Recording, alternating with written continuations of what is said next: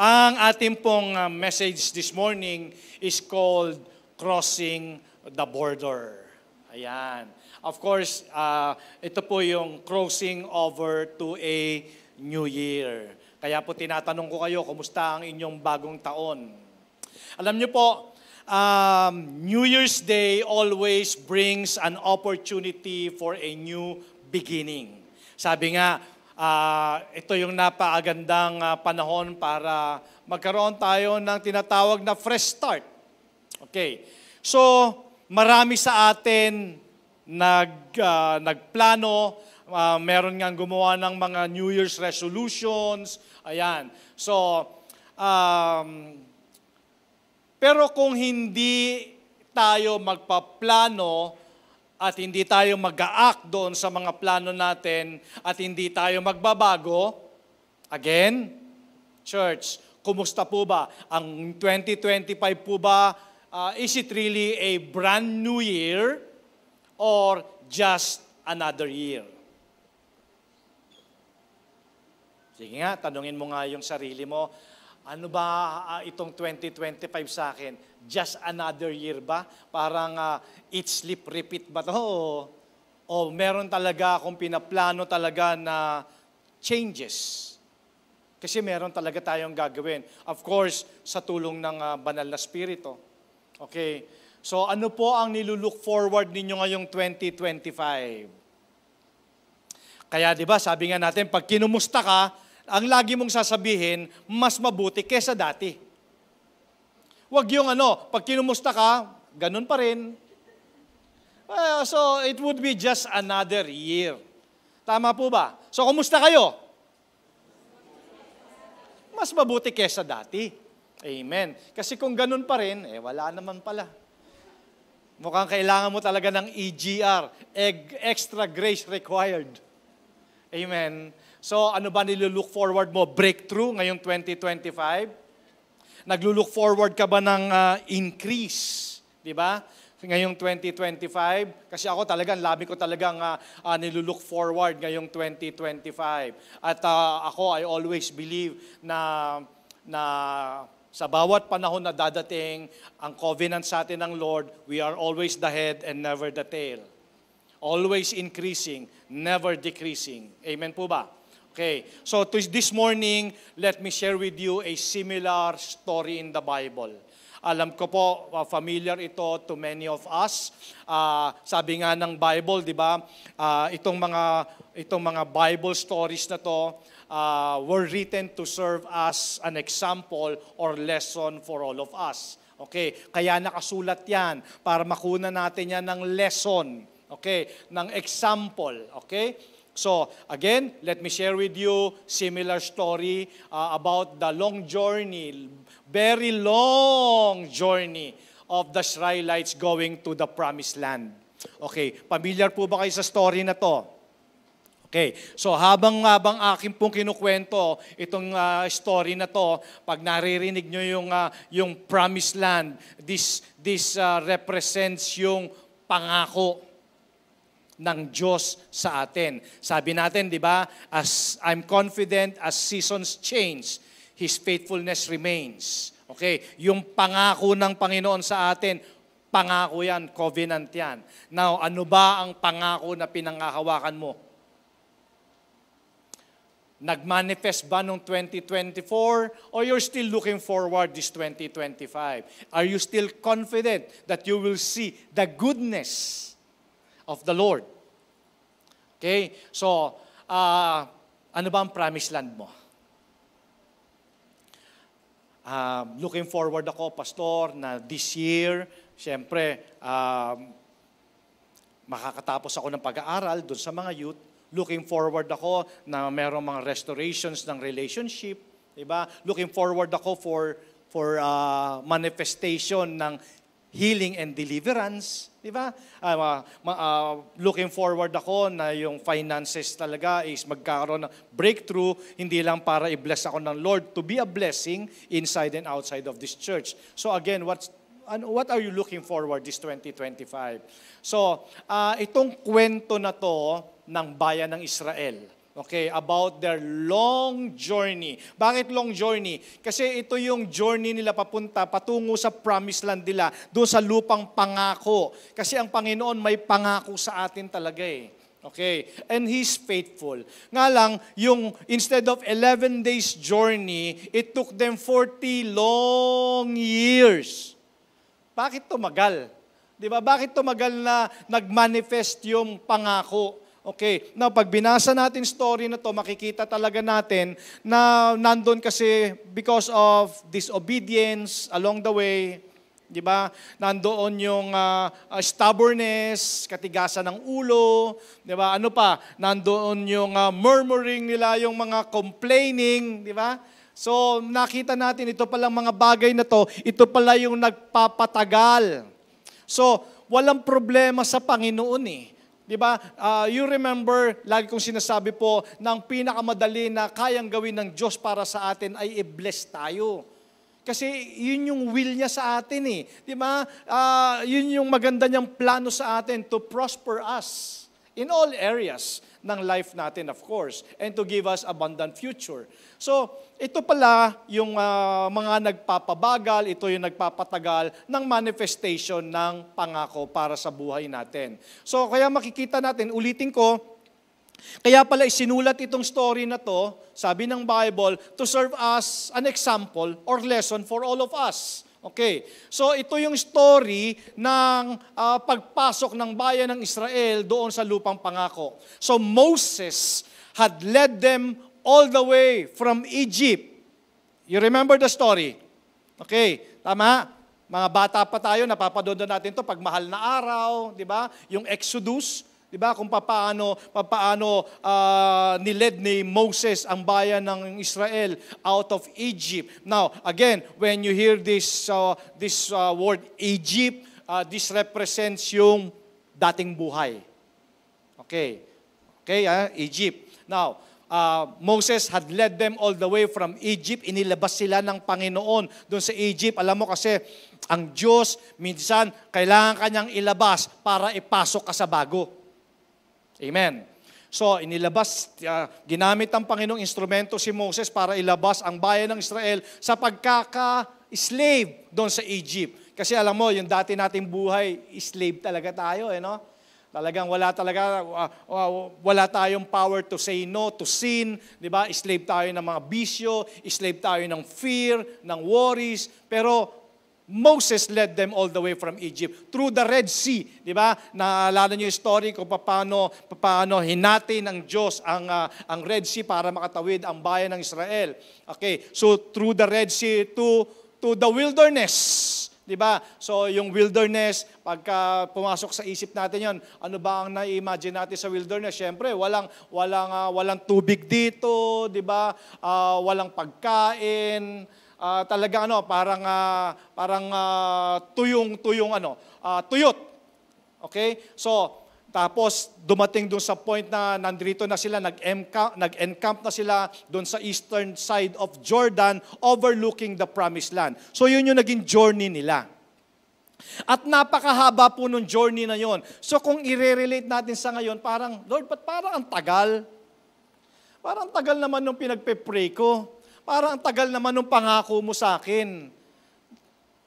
So the book of Deuteronomy in the Old Testament records the sermons Moses preached to his people before he went up on Mount Nebo. Okay, so makikita natin from the story na talagang hindi naman nagkulang si Moses ng paalala, ng instruction. He preached, okay, to the Israelites, okay, bago sila pumasok ng promised land. At bago umakyat si Moses doon sa Mount Nebo, na actually si Moses mismo hindi siya nakapasok sa promised land, ipinakita na lang ng Diyos sa kanya. Okay, now, so that's another story. Okay, so after nang mamatay si Moses, ito na ang bayan ng Israel, ayun na-possess na nila yung promised land. Pero along the wilderness, okay, yung route nila, habang sila ay naglalakbay, kadalasan, nandoon yung, they doubted. They doubted if they could go on and reach they were back in Egypt. Di ba? Nabasa natin dun sa story na habang naglalakbay sila, sila naman talaga ang dahilan bakit humaba yung kanilang journey. Ano yung reason ba't humaba yung journey nila? Because of disobedience, because of stubbornness, di ba? Katigasan ng ulo, complaining, di ba? Disbelief. Yun ang mga dahilan bakit sila tumagal doon sa patungo ng promised land. So kung titingnan natin yung sarili natin, minsan nagtatanong tayo, Lord, bakit ang tagal nung pangako mo? Bakit ang tagal nung breakthrough? Bakit ang tagal nung promised land ko? Now, tanungin mo yung sarili mo along your journey. Ano ba nangyayari along your journey? Naniniwala ka pa ba? Di ba? Ikaw ba ay sumusunod sa Panginoon? Di ba? Are you walking in His ways? Are you walking in obedience? So makikita talaga natin sa sarili natin itong story na to. Kaya pala, sabi, it serves as an example and lesson for all of us. Kaya pakinggan nyo mabuti. Habang naglalakad, habang nagjo-journey sila going to the promised land, alam mo pa, iniisip nila, gusto na nilang bumalik sa Egypt. Sino ba dito yung nakulong at pinalaya at gustong makulong ulit? Because Egypt represents slavery.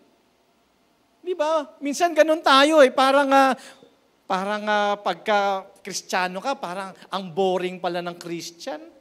Parang mas gusto ko yung dati kong life. Tama? Ganun minsan yung naiisip natin. Naboboard tayo. Parang gusto natin balikan lang yung dati nating buhay. Okay. So Moses continued to remind them that God, in Deuteronomy chapter 6 verse 23, sabi niya, God brought us out from there sa Egypt. Inilabas tayo ng Panginoon that He might bring us in. Ito yung sinasabi ko sa inyo. Minsan, ang Diyos kailangan kang alisin. Minsan sa comfort zone, diba? Minsan kailangan siyang may tanggalin, minsan kailangan kanyang ilabas para meron siyang bagong ipapasok. Sino dito yung pagka kasama sa New Year's resolution niya yung general cleaning sa bahay? Meron, may kasama sa resolution niyo. Ayan, meron. May mga, 'di ba, kasama sa. Pero 'di ba naniniwala ka ba na marami kang kailangang ilabas sa bahay para meron kang maipasok na bago? Or minsan, kailangan ka merong sirain para merong maayos. Minsan, ang Diyos, kailangan kang ilabas muna para ipasok ka dun sa promised land mo. Amen? To give us the land of which He had swore to our fathers. Ayan yung sinasabi natin. He might bring us in. So, ano ang ibig sabihin naman ito, Pastor? Itong story na to para sa atin today. Okay. So, ibig sabihin nito, mga kapatid, before the blessing of the promised land became a reality for His faithful followers, Moses challenges them with these words. Okay. So, ang sermon text po natin, makikita ninyo, sa bahay nyo nalang basahin, mamaya naman po, elaborate naman natin mga verses dito in Deuteronomy 11, verses 10 to 24. Yan, sulat nyo na lang po. Tapos basahin nyo mamaya. By the way, mamaya naman po ay elaborate natin yan bawat verses. Okay. So, Moses reminds them as they cross over. Ayan na. Kakaka-cross pa lang natin ng 2025. Ilang araw pa lang po. 5 days pa lang, di ba? He reminds them as they cross over to their promised possession that they do so with God's provision. Ito yan yung nire-remind ni Moses. And as today, church, Moses is standing in front of us. If you just imagine, ito yung pinapaalala niya sa atin. Okay, pinapaalala ko sa inyo as you cross over. Okay, this 2025, sabi niya doon sa bayan ng Israel, as you cross over to your promised possession, okay, huwag niyong kakalimutan yung provision ng Panginoon. Okay, mamaya po explain natin yan. Huwag mong kakalimutan, kasama mo ang presensya ng Panginoon. Naniniwala ba kayo kasama natin ang presence ng Lord this 2025? Okay, at huwag mong kakalimutan yung pangako ng Panginoon sa iyo, mas lalo na yung protection niya.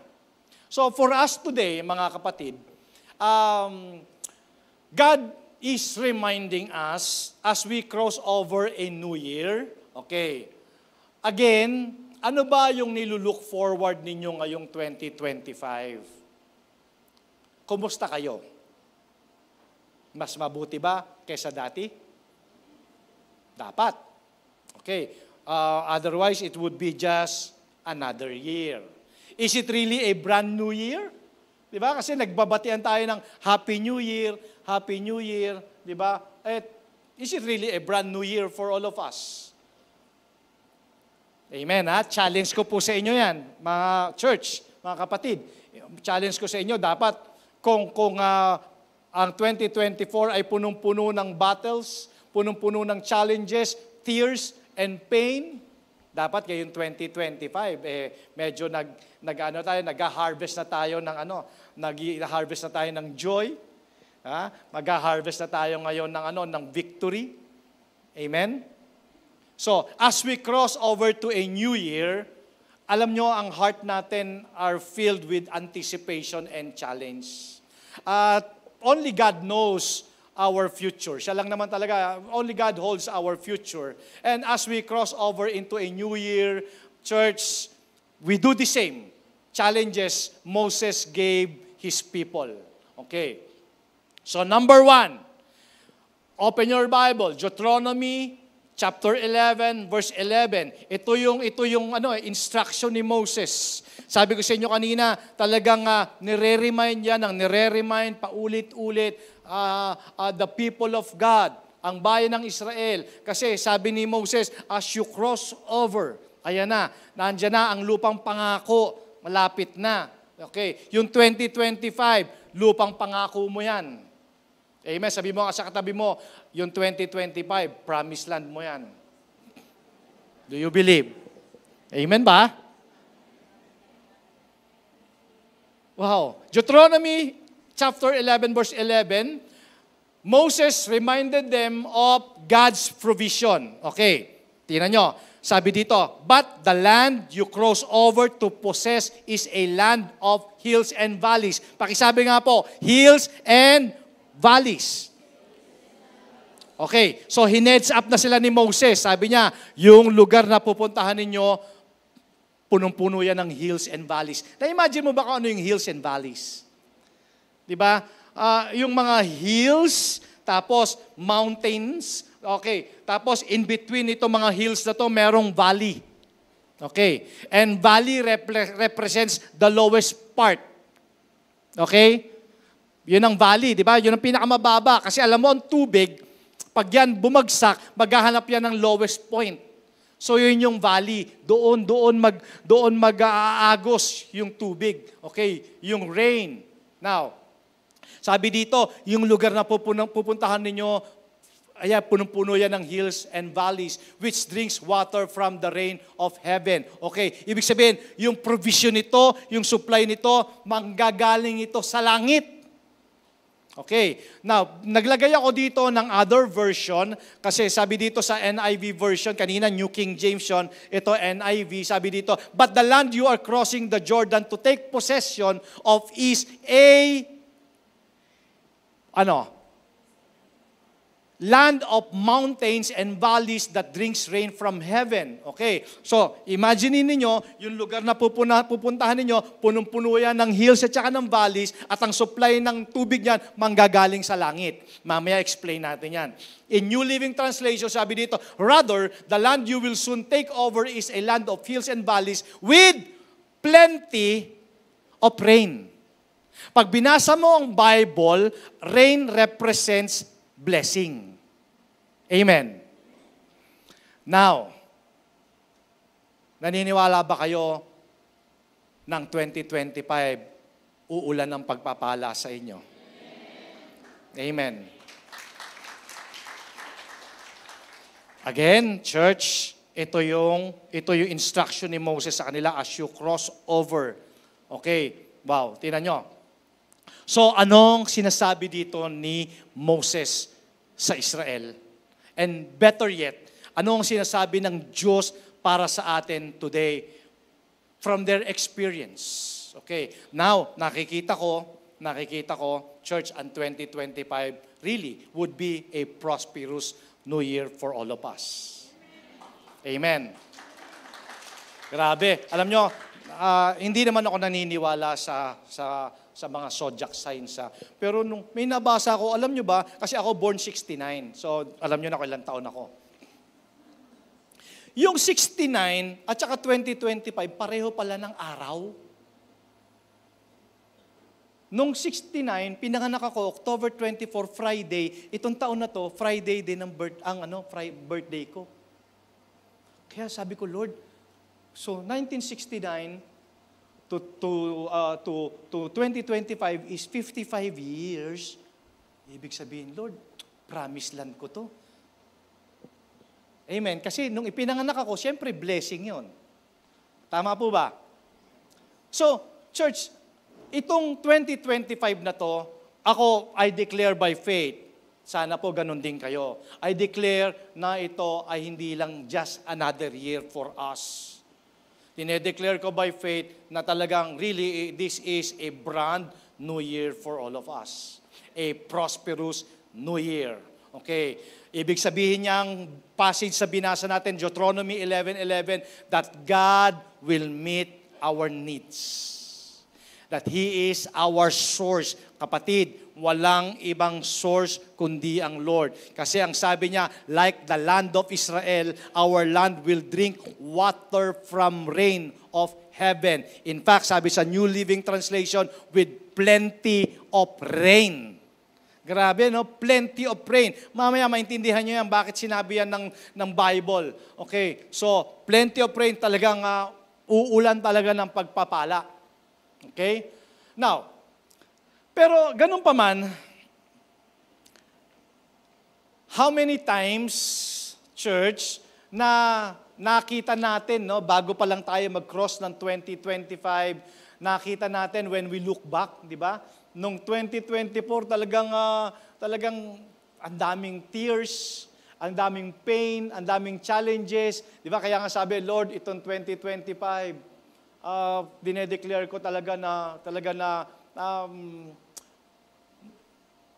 itong year na to ay hindi kagaya ng dati. Kasi para bang nung 2024, parang nawala na yung pag-asa mo. Di ba? In those times, parang yung source mo was running out. Sino dito yung nakaranas ng gano'n noong 2024? Na talagang, pero God is good. Di ba? Yung nakikita mo talagang yung savings mo talagang paubos na. Di ba? Yung ayaw mo na ngang mag-check sa ATM eh. Ayaw mo na i-check yung account mo kasi wala ka namang i-check. Diba? Sino yung nakaranas dito nung gano'n? Yung talagang paubos na. Talagang paubos na. Pero, praise God, pinaalala ng Lord sa'yo na huwag ka mag-alala because I will provide. Ano? Wow. Diba? Alam ko, kailan lang meron ako narinig na kwento eh. Diba? Talagang walang-wala na pero pinakita talaga ng Lord, huwag ka mag-alala. Ako ang source mo. I will provide. So, as we cross over this new year, church, be reminded that God is our source. Mga kapatid, hindi yung company mo ang source mo. Hindi yung lakas mo yung source mo. Hindi si mami at si daddy yung source mo. Lahat po yan, daluyan lang ni Lord yan. Channel lang ni Lord yan. Ang tunay na source talaga, si Lord. Amen. So, pero ganun pa man, ito yung challenge dito eh. May pangako ang Lord sa atin that He will provide. Pero doon sa passage sa binasa natin, di ba, sabi dito ni Moses, the land that they were about to possess was a land of hills and valleys. So ibig sabihin kapatid, di ba, talagang God never promised us the way would always be easy. It's not a mountaintop experience all the time. 'Di ba? Sabi nga natin, 'di ba, hindi lahat ng panahon Pasko. Merong hills, merong mountains and valleys. 'Di ba? So, sometimes ganun din po tayo, kagaya ng bayan ng Israel, walk through the valley. Again, ano yung valley? What valley represents to us today? It represents the lowest time, the lowest part ng life natin. Noong 2024, kung maalala mo, di ba, parang down na down ka. Meron ba nakaranas ng ganon? Down na down ka, nandun ka sa valley. Pero nandun din naman, naranasan mo rin naman yung mountain top. Tama? Yung naranasan mo rin naman yung pagpapala ng Lord. Alam mo, ganun ang Lord eh. Dami kong karanasan na ganun. Yung dumating ka doon sa lowest point, tapos mamaya aalawin ka ng banal na spirito, no? Ipoprovide niya yung pangangailangan mo. Naranasan mo, di ba? Nakita mo din minsan na nasa harap ka ng mountain. Yung mga bagay na tingin mo imposible, pero naging posible. Nakita rin po natin yan doon sa journey natin ng 2024. Yes, it is a land of hills and valleys. So nandun talaga, no? Sabi nga nila, kung i-research mo, and then anyone who's ever traveled in Promised Land, alam nila yung reality of this visual expression. Meron talagang hills and valleys. Diba? Kaya hineds up na ni Moses yun. Sabi niya, yes, papasok kayo doon sa Promised Land, pero huwag niyong kakalimutan yung lugar na yon, may hills and valleys. Amen? Kasi alam niyo po, yung valleys, again, it represents yung lowest point ng life natin. At kadalasan kasi, kaya nandyan yan, doon sa valley natin, nandun yung battle. Naranasan din naman natin yung nandun tayo sa mountain top. Nandun tayo nakaranas naman tayo ng victory, ng tagumpay. So the same is true for us along our own journeys, mga kapatid. Ours too is a journey through hills and valleys. At kung tatanungin ko kayo isa-isa ngayon, sasabihin nyo, totoo. Totoo ba? Pastor, actually hindi nga lang 2024 eh. Nagsimula pa yan noong 2019. Diba? May mga ganon, di ba? Hills and valleys.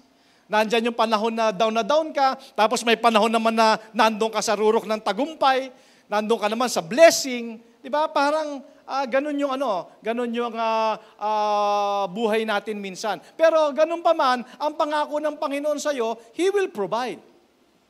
Amen? Hindi siya makakalimot. He'll remain faithful. Kaya, thank the Lord. Thank the Lord sa mga hills and mountains or mga valleys ng buhay natin. Nga lang, ang problema naman sa atin, yung iba naman sa atin, nung 2024, nakaranas naman siya nung nandun siya sa mountain top. Nandun siya sa blessing, nakakalimutan niya naman yung valleys. Alam niyo po ba na both are important? Kasi kung walang valleys, and there would be no mountain tops, hindi tayo matututo ng mga spiritual lessons natin on the mountain top eh. Kadalasan natututo tayo pag nandun tayo sa lowest point. Tama ba? Lumalakas tayo, tumitibay tayo pag nandun tayo sa point ng pagsubok. Kaya thank you pa rin Lord doon sa mga valleys. Diba? Kasi hindi naman sa lahat ng panahon nandun tayo sa mountain tops. So there are always learn in the valley where we're trusting, depending on the living God to get us through. So, ito pala yon. So, pag nandun ka sa valley, nandun ka sa lowest point, siyempre nandun yung battle. No? Nandun talaga yung battle. Pag nandun ka naman sa mountain top, dapat pala ang attitude natin, pag nandun ka sa rurok ng blessing ng tagumpay, alam mo pala ang purpose pala ng mountain top ay to enlarge our vision. Kasi di ba pag nandun ka sa taas, subukan mo, umakyat ka sa may tawag dito, sa taas ng building, pag matatanaw mo, di ba lahat? So na-enlarge yung vision mo. Yun pala yun. Kaya hindi talaga mawawala din sa life natin yan. Nandyan yan to enlarge our vision, to let us see our potential, and to give us a spirit of conquest. Amen? Now, kung titingnan natin closely yung passage kanina, Deuteronomy 11:11, take note na this New Year, ang pangako ng Panginoon sa atin is provision. Okay? Tatandaan mo, sabi ng Lord, huwag mo kakalimutan ako ang source mo. Mga kapatid, si Lord ang source natin, ha? 2025, hindi lang 2025, sa mga dadating pang panahon, siya ang source natin. Wala tayong ibang aasahan, kundi siya lang. Kaya sabi ng Bible, mapalad ang taong sa Diyos lang umaasa. Amen. It is a land that drinks rain from heaven. So, walang ibang source kundi ang Panginoon. Huwag nating kakalimutan yan. Alam mo bakit sinabi ng Lord yan? Di ba? Kasi alam nyo ba na ang promised land ay fully dependent sa rain? Kasi nung ang bayan ng Israel ay nasa Egypt, umaasa sila sa human effort. Alam mo ba, sabi natin kanina, yung tubig kasi it represents provision. It represents, yung rain, it represents blessing.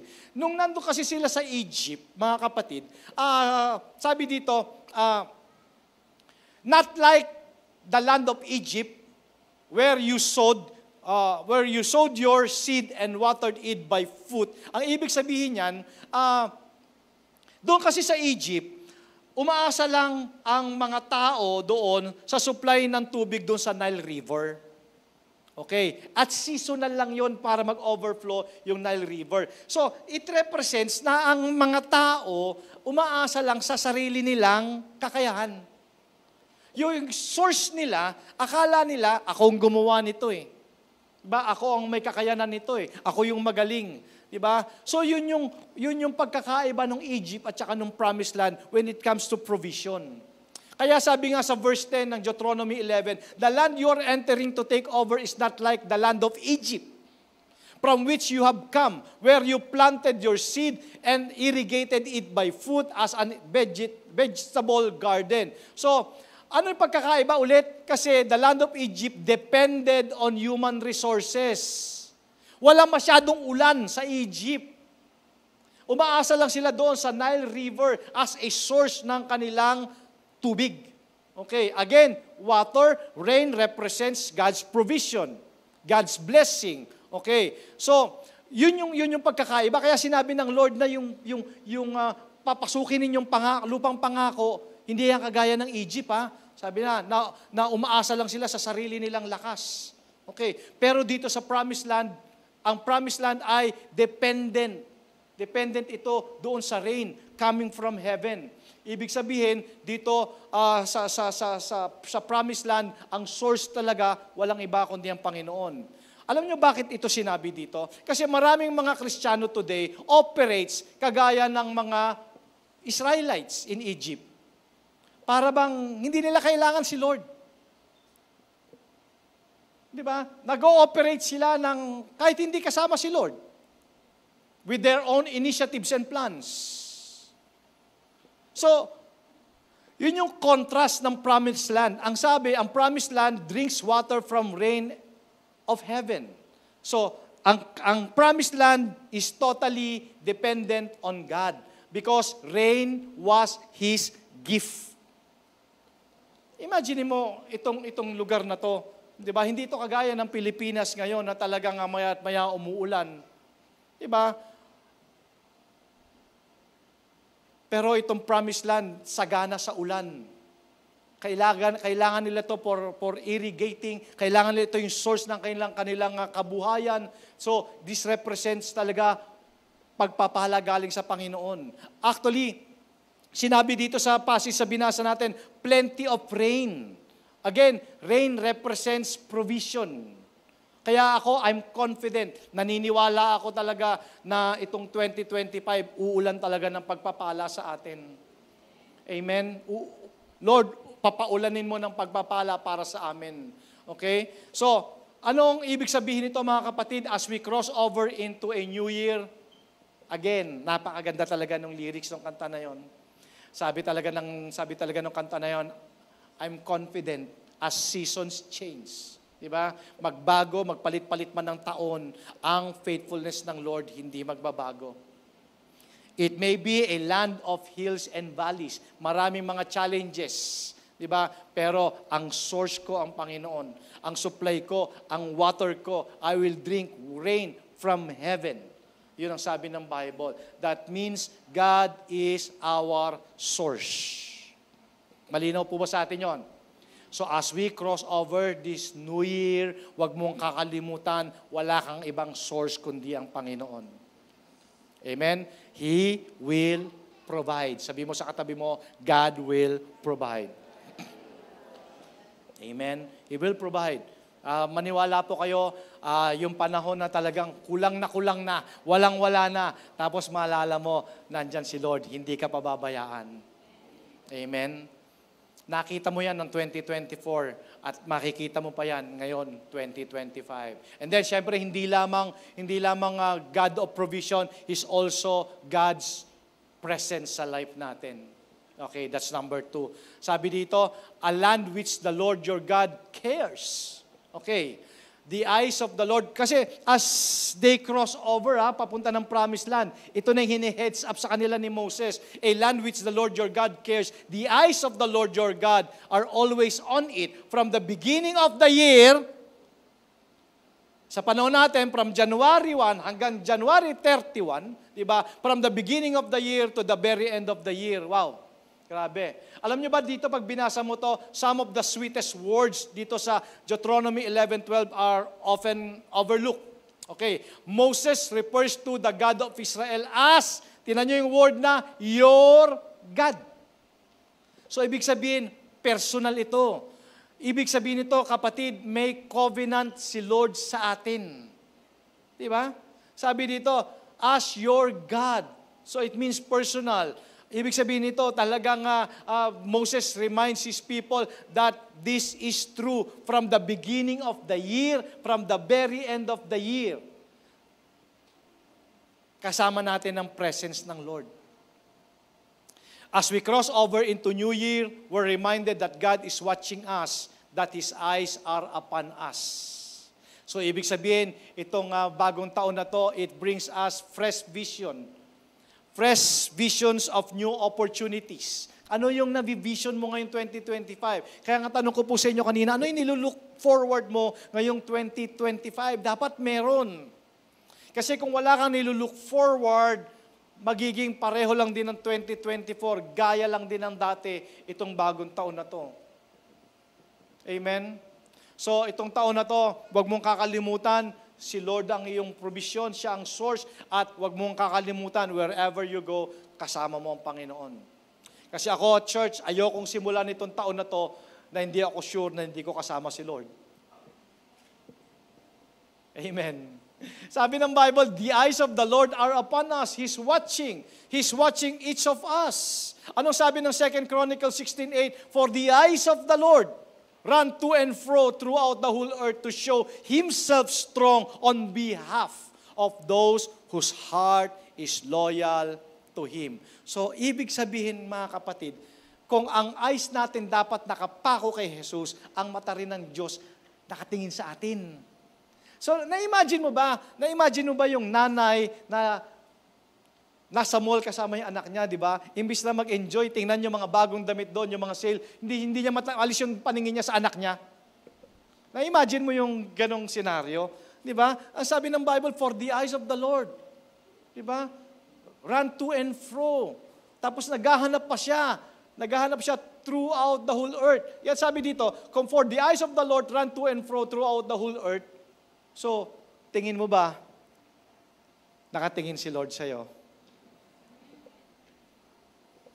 Amen? Kasi sabi dito, to show Himself strong. Ibig sabihin, ipararanas ng Panginoon sa iyo yung pagpapala niya.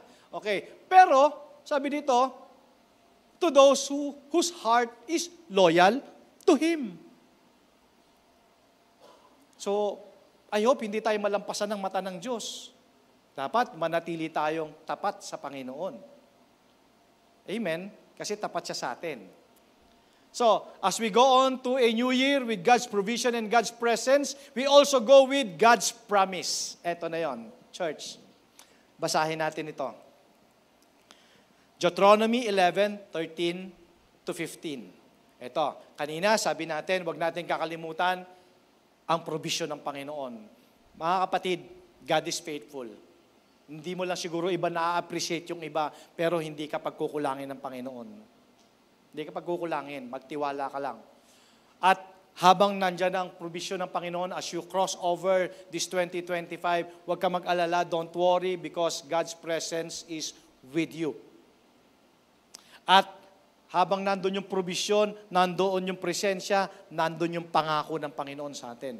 Ang sabi niya dito, and it shall be that if. Pakisabi nga po, if you earnestly obey my commandments which I command you today to love the Lord your God and serve Him with all your heart and with all your soul, then, tingnan nyo yung if, conditional, then, I will give you the rain for your land in its season. Grabe. Ano ang rain?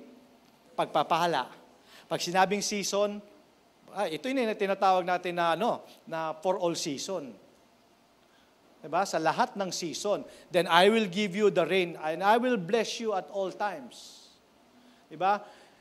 The early rain and the latter rain. Grabe. That you may gather in your grain, your new wine, and your oil, and I will send grass in your fields for your livestock, that you may eat and be filled.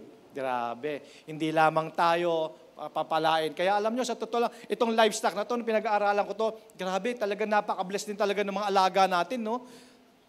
No? Pagka talagang ang mga anak ng Diyos talaga, pinagpapala, damay sila eh.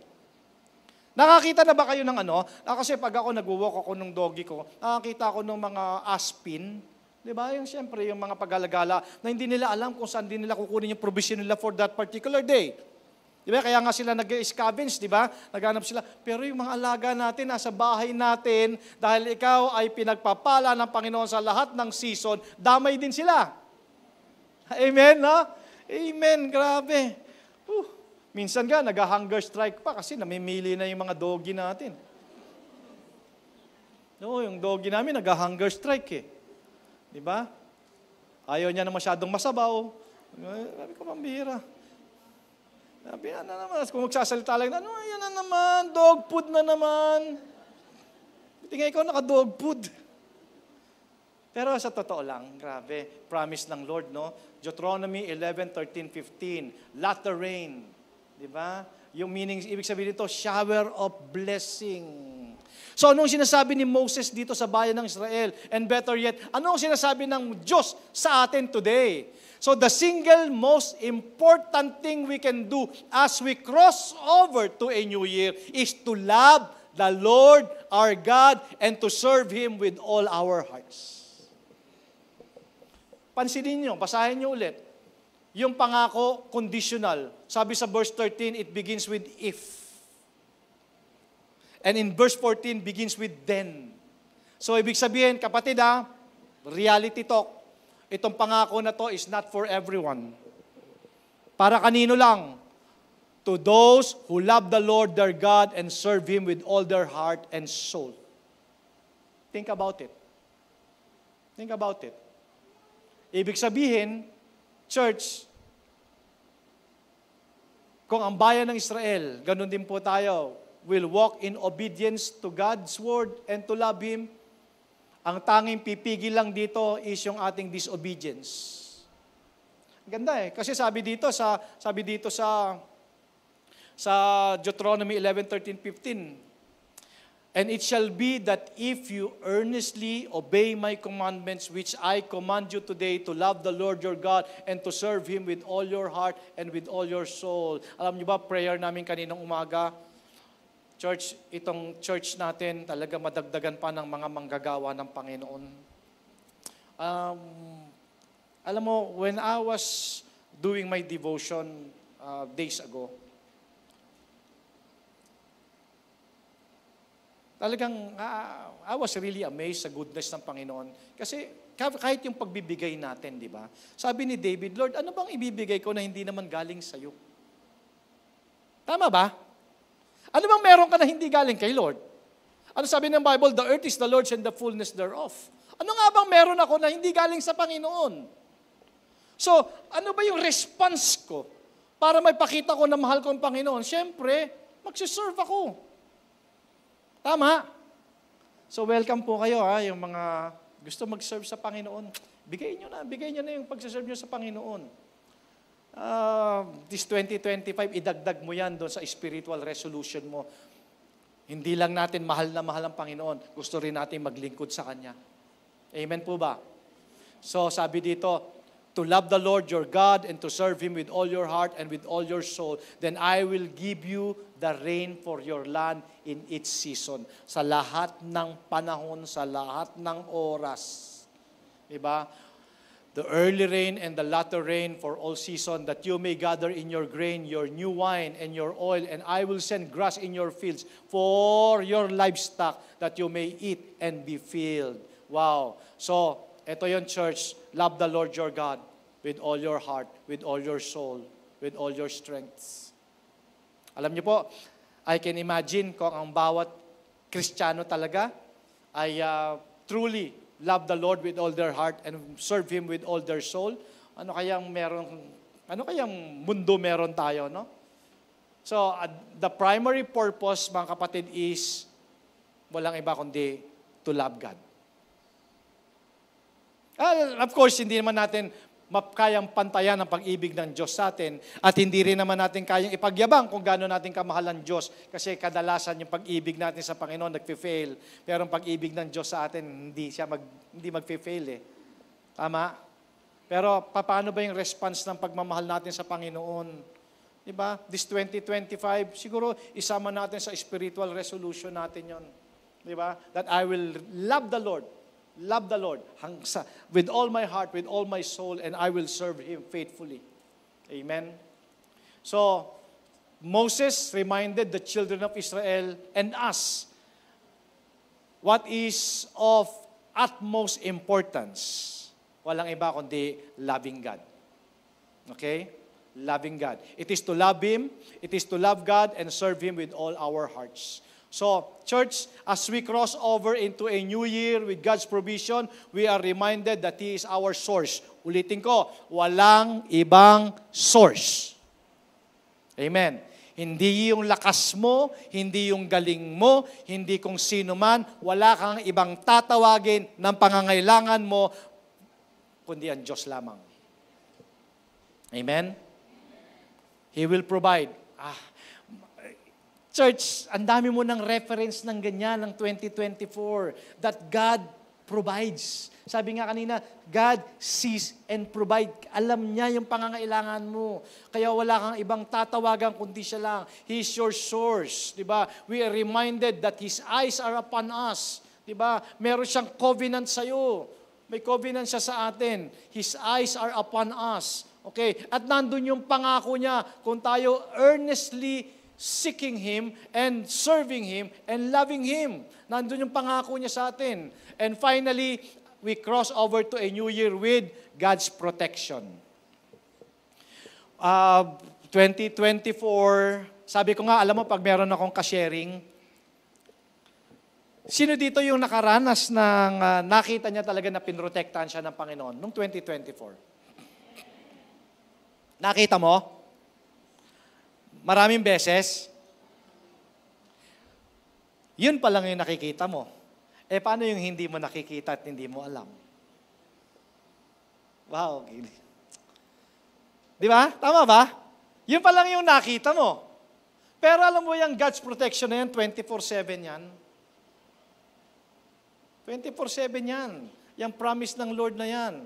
Kaya sabi ng Lord, take heed to yourself, lest your heart be deceived, and you turn aside and serve other gods and worship them, lest the Lord's anger be aroused against you. And He shut up the heavens so that there be no rain, and the land yield no produce, and you perish quickly from the good land which the Lord is giving you. Yun lang.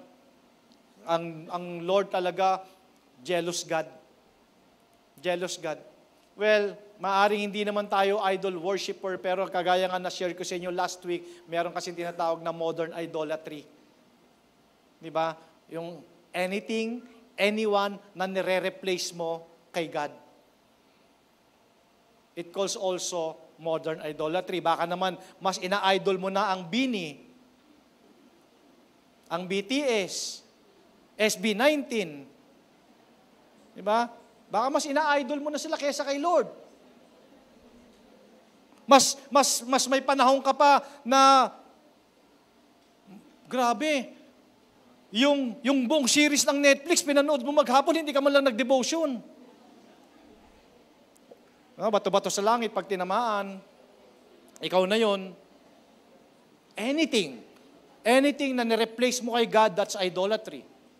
Ngayong 2024, church, tanong ko sa inyo kanina, di ba? Anong nilulook forward mo? Ang daming desire ng heart mo, tama? Ang tama, di ba? Alam mo ba na binigyan naman tayo ng Lord ng key to success? This 2025, church, lahat ng pinapangarap mo, lahat ng dinidesire mo, makakamtan mo yan. All these things shall be added unto us. Matthew 6:33, seek God first and His righteousness, and all these things shall be added unto us. Di ba, ang dami natin nilulook forward, pero nasan ba si Lord sa equation? Pang number 10 naman pala si Lord sa mga priorities natin. Sabi ng Lord, seek first. Seek first the kingdom of God. Sabi, take heed to yourself, lest your heart be deceived. Baka nadadaya ka na. Nadadaya ka na, ha? Baka akala mo, yung source mo, hindi si Lord. Baka kung ano-ano mga inuuna mo, sabi ng Lord, pag inuuna mo ako, all these things shall be added unto you. Amen ba? So 2025, kung anong dinidesire ng heart mo, isa lang ang sikreto niyan. Isa lang ang susi dyan. Put God first. Amen? And all these things shall be added unto us. Kasi sabi niya dito, baka nadideceive na kayo, lest the Lord's anger be aroused against you and He shut up. Grabe, yun ang mahirap. Diba? Parang baka yung 2024 ang naramdaman mo, nakasara na yung pagpapala ng langit. Parang ba't ganun? Tama? Tanungin mo rin sarili mo, nasan ba si Lord? Diba? Kagaya rin ba ito ng bayan ng Egypt na parang walang Diyos? Walang Diyos. Nakadepende lang sila sa lakas nila, sa galing nila. Pero yung promised land, totally dependent yun sa rain. Ibig sabihin sa Panginoon, ng source. For if you carefully keep all these commandments, Deuteronomy 11:22, which I command you to do, to love the Lord your God, to walk in all His ways, and to hold fast to Him. Grabe.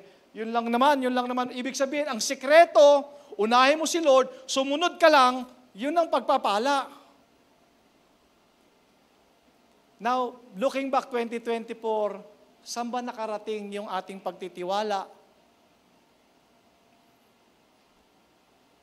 Inisip pa nga natin lumayo, no? Nga lang, sabi ko, ang tanong ko, kung lalayo naman ako, saan naman ako pupunta?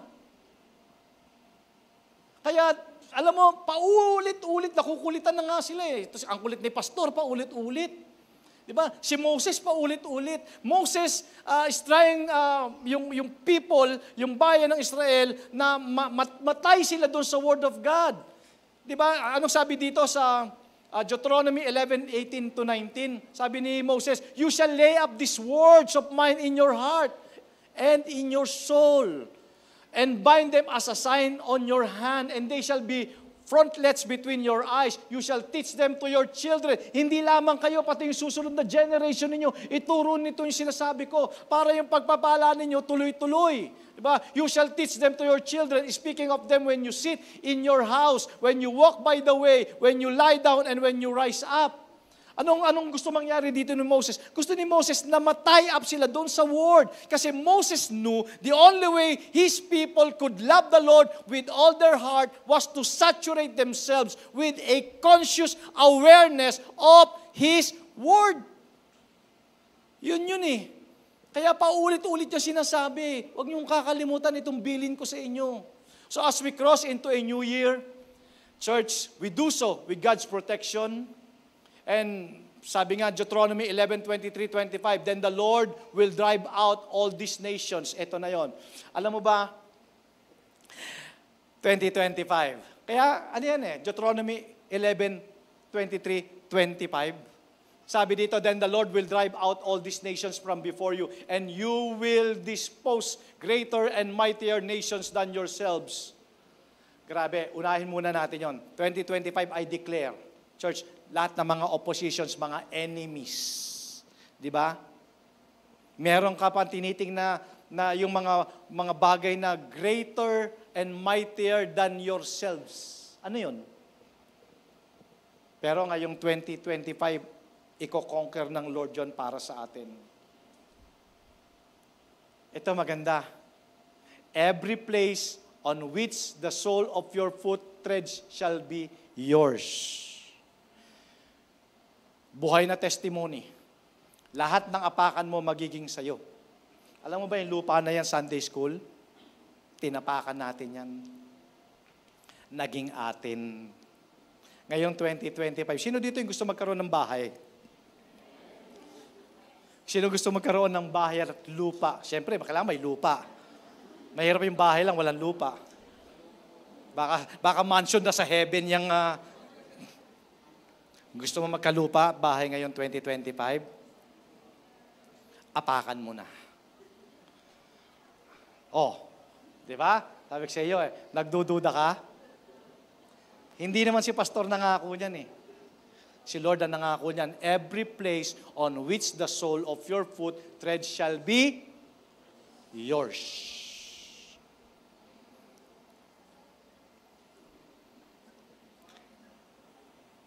Duda yung mga mukha nyo eh.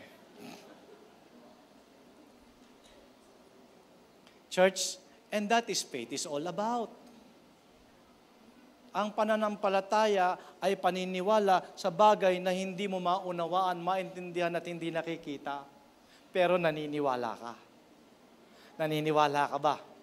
Ngayon 2025, magkakabahay at lupa ka. Ha? Amen? And no man shall be able to stand against you. Maniwala kayo sa akin. Kaya pala, yung mga galit sa'yo, nagkampi-kampi kasi hindi kanila kaya. Pero ganun pa man, hindi sila magtatagumpay sa'yo. Because greater is He that is in me than anyone or anything in this world. Wow. Church, it was a long, continuous journey para sa bayan ng Israel. Tinagal nila 40 years instead of 11 days. Ang sabi ni Moses, the land which you cross over to possess is a land of hills and valleys. Totoo naman, di ba?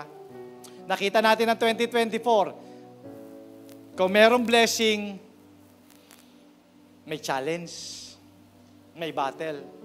Pero ganun pa man, nakita ko rin naman yung rain from heaven. Talagang the Lord provides. Yung nakita mong mga imposible, ginawa ni Lord na posible. When it seems to be no way, God made a way. And the Lord, a land which the Lord your God cares, the eyes of the Lord your God are always on it. Huwag mong kakalimutan, hindi ka nawala sa paningin ng Panginoon. From the beginning of the year to the very end of the year. Magbago man ang panahon, ang faithfulness ng Lord hindi magbabago. Kaya ngayon 2025, kagaya din ni Moses, it reminds us, Lord, Ikaw ang aming source. Your presence is with us. At yung pangako mo sa aming Panginoon, at yung protection mo, Lord God, hindi magbabago. Church, ulitin ko po yung tanong sa inyo kanina. Ano ba yung nilulook forward mo ngayong 2025? Gusto ko ma-look forward mo na confident yung puso mo, yung pananampalataya mo, magpalit-palit man ng panahon, magpalit-palit man ng taon, si Lord faithful. Sabi mo sa katabi mo, faithful si Lord sa akin. Look forward mo yung pagbabago.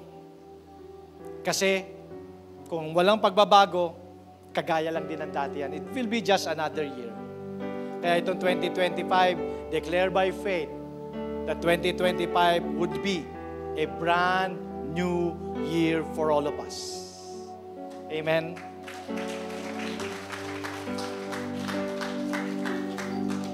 Healing, binigay na ng Lord sa iyo yan. Success, ibinigay na ng Lord. Victory, ibinigay na ng Lord. Church, tayo po tayo lahat.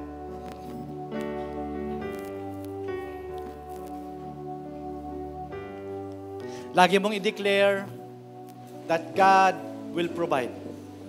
Ano man pangangailangan mo, He is your source. God will provide.